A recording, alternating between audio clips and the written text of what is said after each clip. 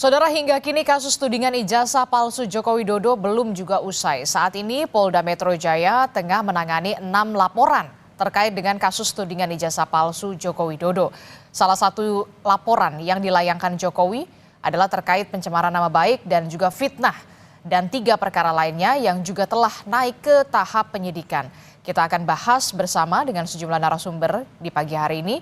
Sudah ada di studio Orange Kompas TV, sudah hadir kuasa hukum Roy Suryo CS, Bung Ahmad Khozinuddin. Selamat pagi. Assalamualaikum. Waalaikumsalam warahmatullahi Pak Khozin. Ya, kemudian juga melalui sambungan daring ada pakar hukum pidana Universitas Jenderal Sudirman. Sudah ada Prof. Hipnu Nugroho. Selamat pagi. Assalamualaikum Prof. Hipnu. Waalaikumsalam, Mbak. Enjang Prof. Hipnu. Iya, kemudian juga nanti juga akan bergabung bersama kami di studio. Nanti ada kuasa hukum dari Joko Widodo, ada Pak Rifai Kusumanegara yang sampai saat ini masih dalam perjalanan. Kita masih akan tunggu ketibaannya. Tapi saya akan bertanya dulu ke kuasa hukum Roy Suryo CS ini, Bung Khozin. Bung Khozin, kemarin kan sudah ke Polda Metro Jaya bersama juga dengan Bung Roy Suryo begitu ya. Ada permintaan gelar perkara khusus. Lah, gelar perkara khusus kan sudah di Barreskrim Polri kemarin. Kenapa di Polda Metro Jaya kok minta lagi gelar perkara khusus? Ada apa ini? Ya, ini kan sebenarnya 2 hal yang berbeda. Kalau di Barreskrim Mabes Polri, gelar perkara khusus kami ajukan karena adanya tindakan Barreskrim Mabes Polri yang melakukan gelar perkara sepihak dan kemudian menetapkan penghentian proses Dumas dari TPUA dari kasus dugaan ijazah palsu saudara Joko Widodo. Sementara di Polda Metro Jaya justru sebaliknya, bukan karena dihentikan, jadi adanya tindakan Polda Metro Jaya yang melakukan gelar perkara sepihak yang kemudian menaikkan tahap penyelidikan ke tahap penyidikan dari dugaan pidana, pencemaran dan juga fitnah. Juga sejumlah pasal-pasal pidana lainnya yang dilaporkan oleh 4 pelapor ya. Dari 6 memang 4 yang naik ke tahap penyidikan, 2 mengundurkan diri. Dan penting juga kami ingin kasih konfirmasi kepada pemirsa bahwa tindakan ini sebenarnya hanya untuk menguji ya, apakah benar ada kepastian hukum dan perlakuan yang sama terhadap anak bangsa sehingga ada keadilan. Kalau perlakuan hukum itu berbeda pasti tidak akan ada keadilan. Yang saya maksud adalah kemarin juga kita meminta agar pada tahap penyidikan ini saudara Joko Widodo selaku saksi korban diperiksa terlebih dahulu dan disita ijazahnya agar ada proses uji kembali secara laboratorium forensik terhadap ijazah tersebut, mengingat apa yang dilakukan oleh Barreskrim Mabes Polri tidak bisa digunakan untuk dijadikan bukti dalam proses penyelidikan di penyidikan Polda Metro Jaya karena ini hal yang berbeda. Saudara Joko Widodo itu dilaporkan hanya Dumas, sementara laporan saudara Joko Widodo di Polda Metro Jaya 30 April 2025 yang lalu langsung naik ke LP, laporan polisi yang itu berarti pro justisia. Dan kami sebenarnya uji kembali. Jadi menurut Anda ada ketimpangan di situ? Bahkan ada tambahan ketimpangan itu kami uji kembali, yakni salah satu klien kami, Dr. Rismon Hasyolan Sinepar, melakukan laporan polisi ke Polda Daerah Istimewa Yogyakarta ya, untuk melaporkan 2 dugaan tindak pidana. Yang pertama, pemberitahuan bohong sebagaimana diatur di pasal 29 ayat 3 Undang-Undang ITE ya, Undang-Undang Nomor 1 2024. Yang kedua tentang dugaan penipuan 378 berkaitan dengan statement saudara Joko Widodo yang berbeda dengan Pak Kasmujo. Dan kemarin klien kami mendapatkan SPHP 2 ya, surat pemberitahuan dimulainya hasil ya pemeriksaan perkaranya. Itu ternyata kasus yang dilaporkan klien kami sama diperlakukan seperti TPUA, yakni hanya dianggap pengaduan Dumas dan kemudian ditingkatkan menjadi laporan informasi. Jadi bukan kemudian diterbitkan laporan pidana.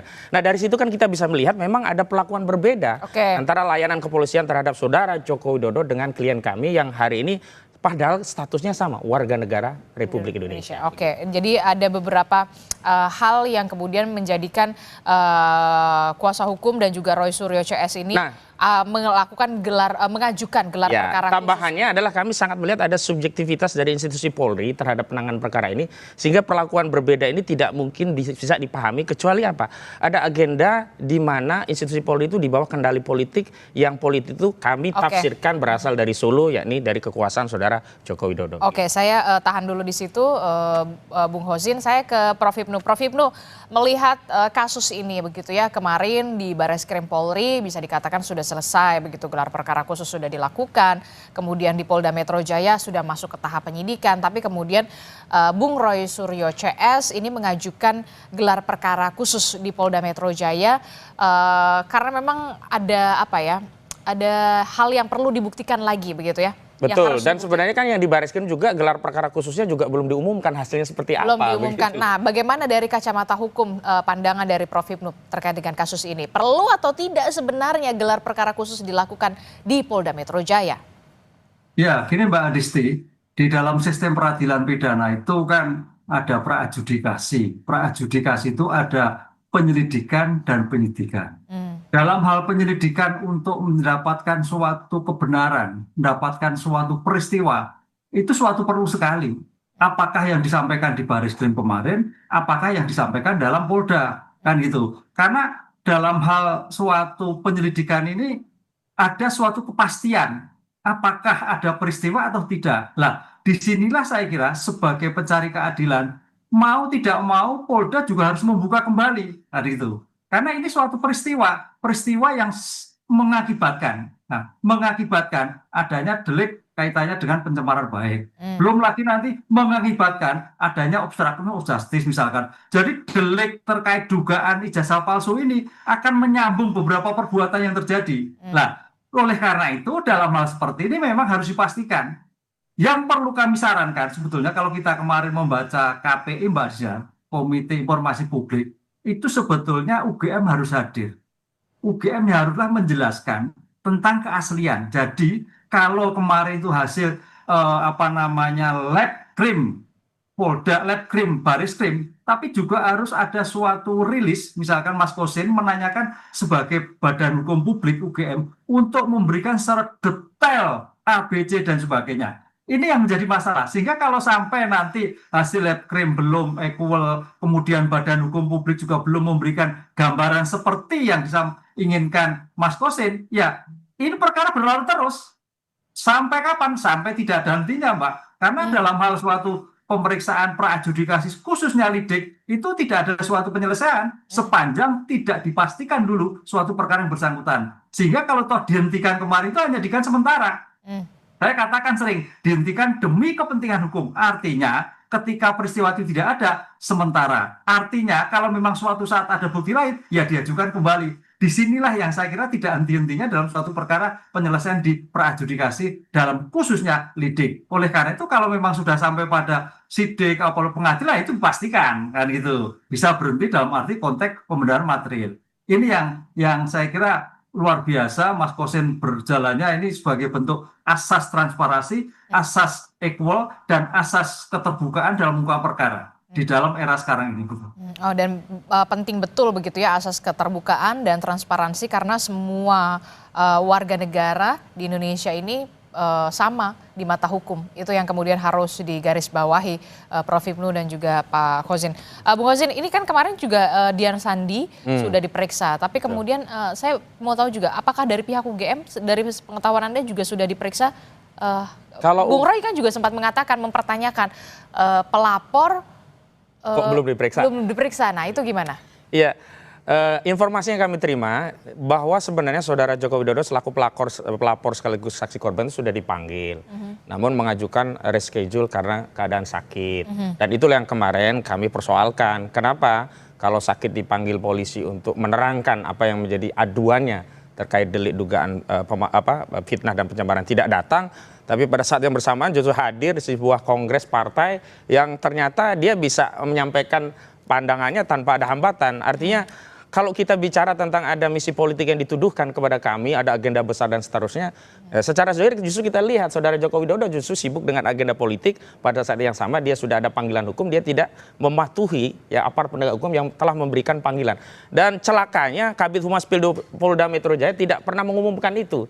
Kalau giliran klien kami ya ada undangan klarifikasi tidak datang, dinarasikan mangkir. Padahal itu tadi menurut Prof. Hipnu itu baru pra-adjudifikasi. Undangan klarifikasi itu tidak wajib dan tidak ada nomenklatur mangkir. Tetapi ketika hari ini kita tahu benar-benar Bung Rifai juga menyampaikan memang sudah ada panggilan polisi kepada saudara Joko Widodo dan saudara Joko Widodo tidak hadir karena sakit. Tidak pernah ada rilis dari Polda Metro Jaya. Ini yang saya sebut ada tindakan yang berbeda, treatment yang berbeda, terutama dalam konteks komunikasi publik yang kemudian kami rasakan kami diperlakukan tidak adil oleh institusi kepolisian. Dan yang paling penting adalah bahwa hari ini kenapa kami selalu menyampaikan kita harus transparan, karena persoalan ijazah palsu ini bukan hanya ansih persoalan Roy Suryo dan kawan-kawan, tapi ini sudah menjadi persoalan publik karena ijazah itu juga dulu pernah digunakan sebagai persyaratan untuk memenuhi jabatan publik sesuai dengan ketentuan pasal 169 Undang-Undang Nomor 7 tahun 2017 berkaitan dengan pencapresan saudara Joko Widodo dan bahkan sudah digunakan menjadi presiden 2 periode.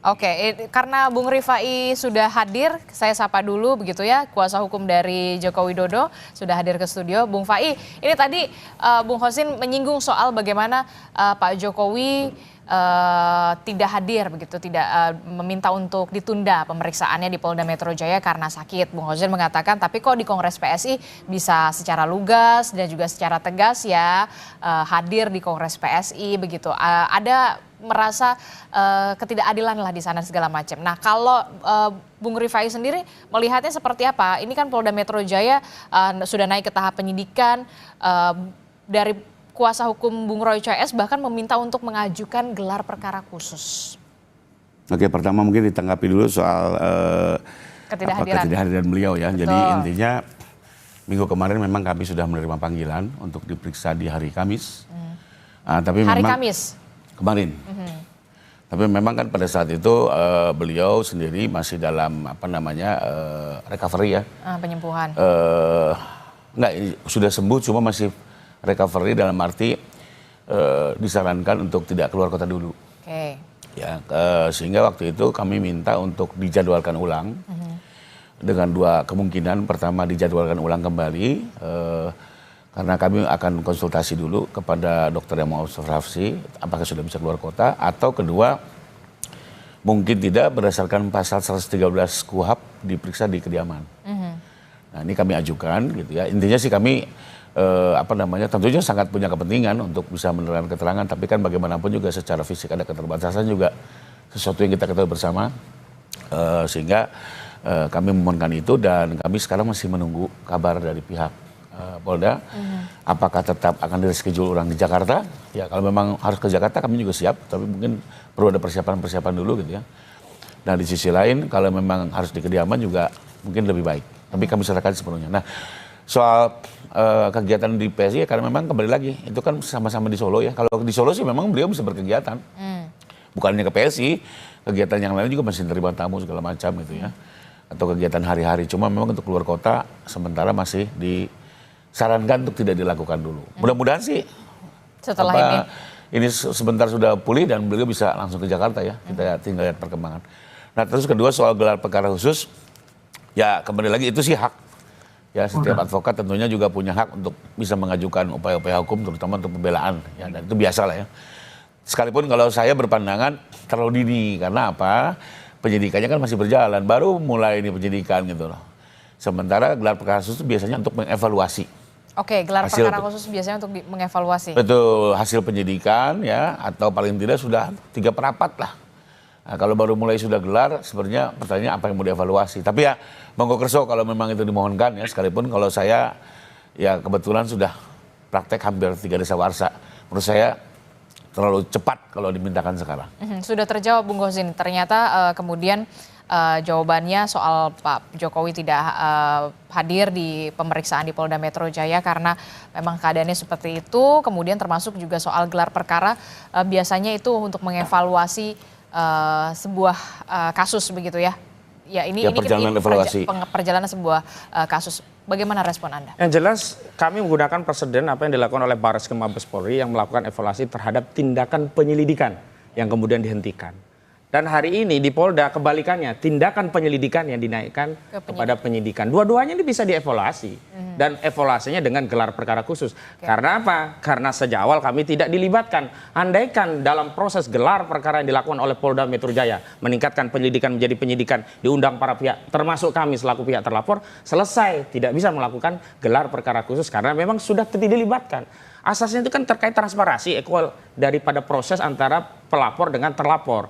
Yang kedua, itu tadi kalau emang soalnya sakit butuh istirahat recovery, ya recovery itu di rumah atau dengan cucu, bukan ikut-ikutan kongres partai yang dia juga bukan bagian dari partai itu. Inilah kita selalu dibodoh-bodohi seolah-olah kita yang punya misi politik, sementara hari ini saudara Jokowi sendiri yang selalu berpolitik kemana-mana. Jadi tidak tepat kalau beliau mengatakan perasaan politik saya sedang di downgrade, saya sedang dijatuhkan. Justru tindakan saudara Jokowi Dodo ini mendowngrade dirinya sendiri. Harusnya sebagai warga negara yang baik, apalagi pernah menjadi kepala negara, tunjukkan wibawa sebagai pernah menjadi kepala negara dengan apa? Taati hukum. Kalau tidak taati hukum, ya sudah istirahat di rumah. Oke, Bung Rifai, gimana Bung Rifai?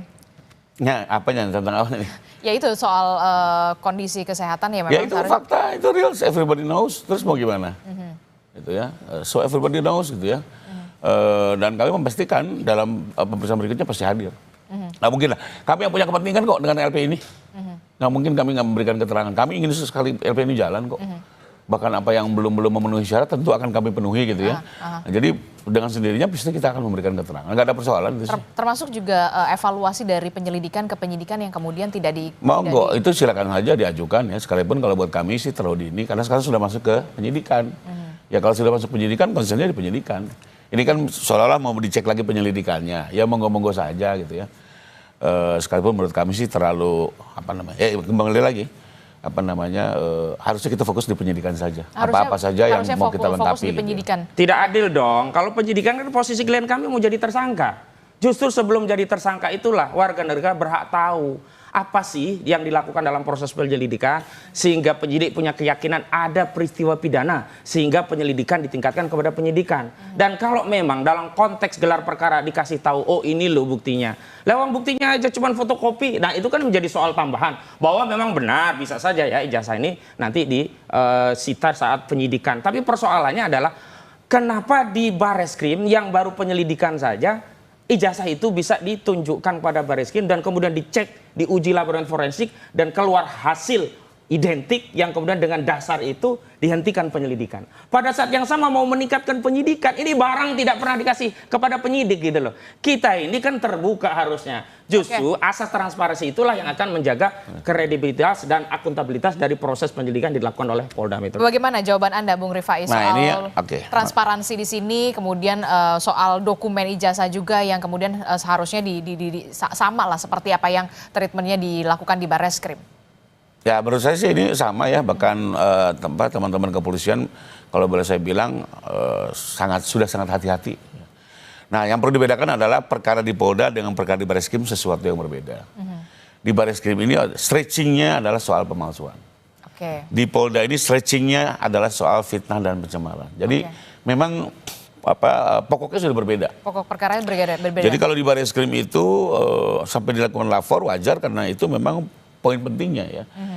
Bahkan kembali lagi sebenarnya untuk menguji keabsahan sebuah ijazah itu tidak perlu dengan lapor. Ini sudah berkali-kali di dalam kaidah putusan Mahkamah Konstitusi ya maupun Undang-Undang Sisdiknas cukup Kepala Satuan Pendidikan menyatakan bahwa ini ijazah asli, bahwa betul itu alumni. Jadi cukup dengan pernyataan itu. Nah, cuma di Bareskrim ini dikasih bonus lagi dengan lapor untuk penguatan. Nah, untuk Polda sekali lagi fokusnya apa sih?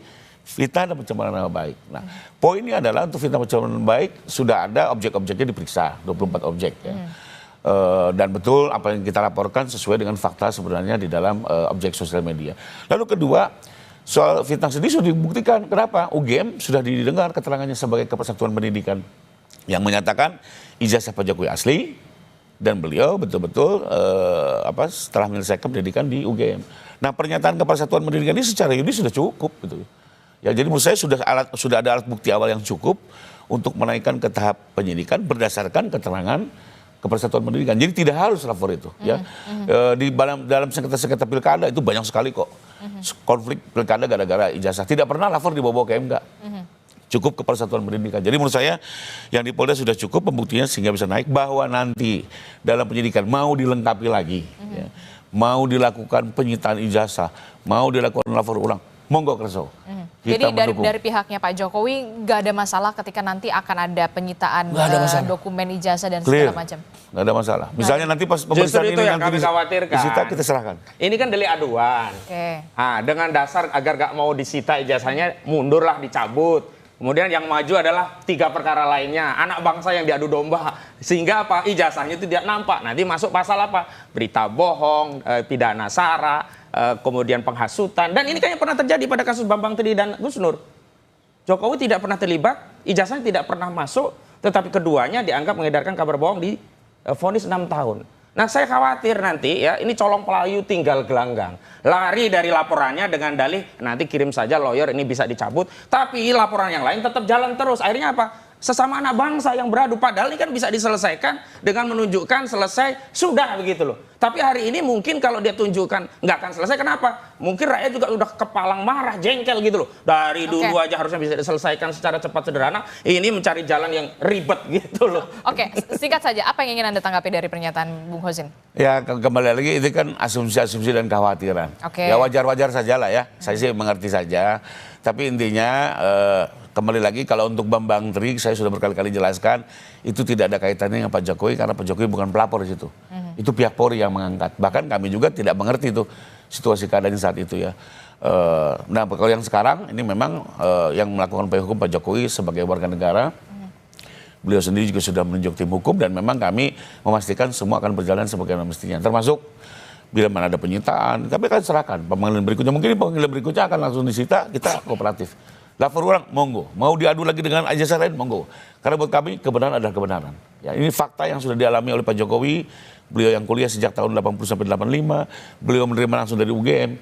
Jadi fakta ini akan kami perjuangkan sampai kapan. Dengan tujuan lagi-lagi ya Pak Jokowi tidak ada berniat memenjarakan orang segala macam. Beliau hanya ingin memulihkan nama baiknya yang telah terkoyak akibat persoalan isu ijazah yang sudah dikonsumsi oleh banyak negara juga, bukan hanya Indonesia loh ya. Lalu kedua, beliau ingin soal ijazah ini dikukuhkan oleh pengadilan. Ya. Sekalipun kami dalam undang-undang secara hukum cukup dengan pernyataan Kepersatuan Pendidikan, sudah dikuatkan lagi lapor, kita berharap juga di pengadilan ini dikukuhkan soal ijazah ini. Biar clean and clear, karena kalau politik Mbak nggak ada habisnya, tapi kalau hukum selalu ada jalurnya, ada forumnya, dan ada akhirnya. Seperti Adi Guillaume litis voneri operatif. Oke, saya ke Prof Ibnu. Prof Ibnu, ini terkait dengan yang di Polda Metro Jaya ini kan memang pokok perkaranya berbeda ya, di Bares tidak yang seperti di Bareskrim begitu ya. Ini kan soal pencemaran, dugaan pencemaran nama baik, penghasutan dan segala macam. Tapi yang kemudian menjadi pertanyaan saya berikutnya adalah perlukah kemudian gelar perkara khusus ini dilakukan seperti pokok perkara, pengaduan masyarakat seperti di Bareskrim? Perlukah itu? Tapi jangan dijawab dulu, Prof Ibnu, kita akan jeda dulu, usai jeda kami kembali dengan temuan jawabannya.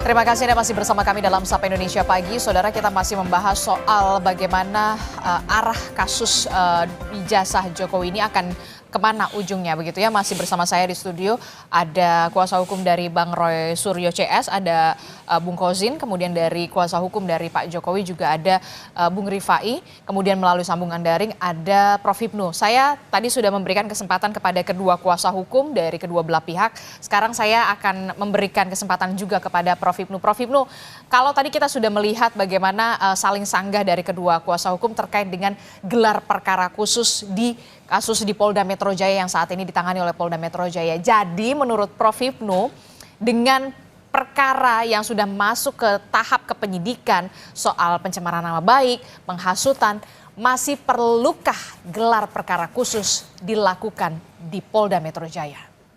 Ya, gini Mbak, kalau melihat Bang Rifai, Bang Hozin itu memang harus berpikir dari objektif dan subjektif, ya memang harus seperti itu. Ini menarik sekali, jadi kuasa-kuasa hukum yang luar biasa dalam rangka untuk kepentingan kliennya. Nah, saya sebagai orang yang objektif, sekarang kita lihat, masih perlukah suatu gelar perkara di dalam Polda? Menurut saya perlu. Karena apa? Kalau kita melihat kemarin di Bareskrim yang kemarin pun hasilnya juga belum ada.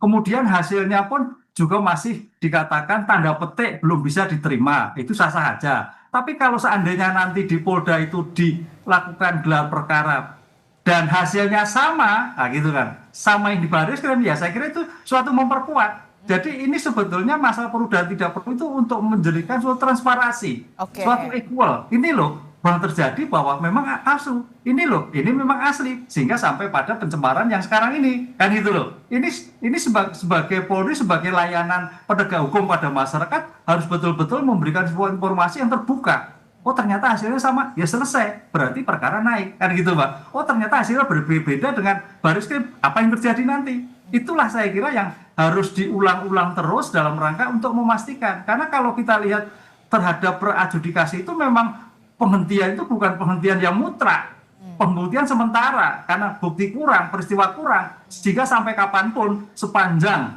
keterangan dari Bariskrim, keterangan dari UGM, keterangan dari Kemenristek itu masih disangsikan, saya kira Mas Kosen juga masih terus memberikan informasi-informasi terus. Inilah yang menjadikan suatu perkara tidak selesai-selesai. Tapi menjadikan pasti selesai, Mbak, coba libatkan Komisi Informasi Publik. Komisi Informasi Publik. Iya, karena ini kan sudah badan hukum publik UGM. UGM ini yang sering terjadi kan gitu, sehingga UGM bisa memberikan gambaran yang runtut A sampai CD, bisa meyakinkan Mas Kosen, oh ternyata sudah clear, oh ternyata ada suatu problem. Lah, disinilah nanti Komisi Informasi Publik juga bisa melakukan penyelesaian. Ini loh, asli atau tidak asli. Jadi kalau terkait dengan Polri agak sulit, tapi kalau UGM yang mengeluarkan, KIP akan memberikan suatu gambaran, akan memfasilitasi, akan memberikan mediasi. Ini yang sebenarnya. Ini yang kayaknya sejak kemarin tertinggal KIP untuk terlibat dalam suatu memberikan informasi yang dalam arti luas. Gitu. Oke, jadi menurut Anda, saran dari Anda adalah kepolisian ini melibatkan Komisi Informasi Publik, begitu ya, KIP, supaya kita tahu ujungnya kemana, karena ini sudah bergulir sudah cukup lama. Termasuk juga yang terbaru adalah Bung Rismon CS juga rencananya juga akan melaporkan Joko Widodo ke Polda Daerah Istimewa Yogyakarta, Polda DIY hari ini, begitu ya, informasi yang saya dapatkan. Nah ini kan jadi saling lapor di Polda, yang ini lapor di Barreskrim, kemudian nanti ada di Polda DIY. Jadi kita semua masyarakat jadi bingung begitu ya, ini jadi kemana ujungnya? Ini bisa melibatkan KIP begitu ya menurut Anda, saran dari Anda? Iya Mbak, betul Mbak. KIP selama ini KIP tertinggal. Kalau kita lihat kasus-kasus yang lain, KIP terhadap informasi publik itu wajib karena UGM badan hukum publik. Lah Pak Jokowi badan perorangan. Makanya kalau Pak Jokowi itu menyatakan tidak mau, ya itu sah karena beliau perorangan kan gitu. Tapi kalau UGM mungkin KPU badan hukum bisa menjelaskan A sampai Z tentang ijazah yang bersangkutan. Ini yang kayaknya sejak kemarin kalau kita lihat dalam KIP pasal 52 kalau Mbak Salim saya baca itu seperti itu. Kewajiban sebagai badan publik untuk menjelaskan tentang apa yang diminta oleh masyarakat dari keadaan yang sebenar. Itu yang kayaknya masih belum dilengkapi dalam diskusi seperti ini. Oke, nah ini kita juga saya masih agak-agak gelap begitu soal Komisi Informasi Publik. Nanti akan mekanismenya seperti apa? Polisi memanggil KIP untuk dilibatkan dalam hal ini, atau nanti KIP berperannya seperti apa ke depannya supaya ini benar-benar ada ujungnya begitu? Ya, KIP hanya menjelaskan bahwa memaksa pada UGM, lembaga publik lah katakanlah, badan publik untuk menjelaskan kan gitu. Sedetail-detailnya. Itu aja, KIP hanya meminta itu. Lah, Bang Rifai tadi menyatakan, oh ini kan sudah dijelaskan. Lah, pertanyaan apakah itu seperti yang diinginkan Bang Kosen atau seperti apa? Lah, disinilah yang saya kira keterbukaan di dalam rangka yang kemarin dan keterbukaan yang dimintakan oleh KIP kayaknya mungkin berbeda. Ini yang sekarang lagi muncul di beberapa daerah juga, KIP itu juga sebagai wasit ya ketika ada suatu informasi publik tidak tersampaikan pada masyarakat. Pak Jokowi betul nggak mau pribadi kok, tapi sebagai lembaga negara, sebagai badan hukum publik wajib menginformasikan tentang keadaan yang diminta dalam suatu permasalahan yang terjadi. Tapi ketika kemudian KIP mengambil peran di sini begitu ya untuk kemudian ya paling tidak menjernihkanlah suasana begitu ya kepada publik begitu. Tapi apakah dengan serta-merta kasus yang sudah sampai saat ini bergulir ini akan ada ujungnya, akan ada case close di sana atau bagaimana? Itu kan jadi pertanyaan. Ya, paling tidak Mbak, ada suatu keterangan yang bisa diterima semua pihak. Ada suatu keterangan yang rigid. kan itu. Karena badan hukum publik berkewajiban menyampaikan suatu informasi publik yang bersangkutan. Disitulah yang sebagai penyeimbang. Hasilnya seperti apa ya? Tergantung nanti. Apakah seperti yang ada di Baris Krim ataukah tidak? Ini yang saya kira masih berjalan. Artinya dalam kasus ini kita harus juga melibatkan lembaga-lembaga lain sehingga menjadikan suatu betul-betul menjadikan bernilai suatu informasi di dalam suatu penyelesaian suatu perkara. Sehingga kalau toh sampai dihentikan itu berarti murni dihentikan cukup, berarti memang tidak suatu peristiwa, begitu loh Pak. Oke, berarti KIP punya hak untuk punya dalam tanda kutip punya kuasa untuk bisa memanggil Joko Widodo untuk membawa serta ijazahnya dan segala macam untuk dicek dan segala macam untuk bisa kemudian diinformasikan kepada publik. Demikian? Bukan Joko Widodo, UGM-nya. UGM-nya, oke, UGM-nya. Iya. Oke, nah itu gimana menurut Anda kalau Pak Kozin dan juga Bung Rifai soal pelibatan KIP, Komisi Informasi Publik terkait dengan UGM dipanggil oleh KIP supaya kemudian dicek segala macam supaya semuanya jernih, clear begitu ya, paling tidak ke publik. Ya, sebenarnya kan kalau ini dilakukan oleh UGM pada 14 April 2025 lalu, tidak perlu ada proses sampai hari ini. Karena saat itu kan dijanjikan ada 34 atau 36 data-data yang memverifikasi keabsahan saudara Joko Widodo sebagai mahasiswa sekaligus lulus dari Universitas Gadjah Mada, Fakultas Kehutanan dengan gelar S1 Sarjana Kehutanan ya, insinyur ya begitu. Kan saat itu justru tidak diberikan oleh Prof. Pening, hanya ditegaskan melalui statement saja bahwa saudara Joko Widodo benar adalah mahasiswa kami yang data-datanya tersimpan rapi di Fakultas Kedokteran.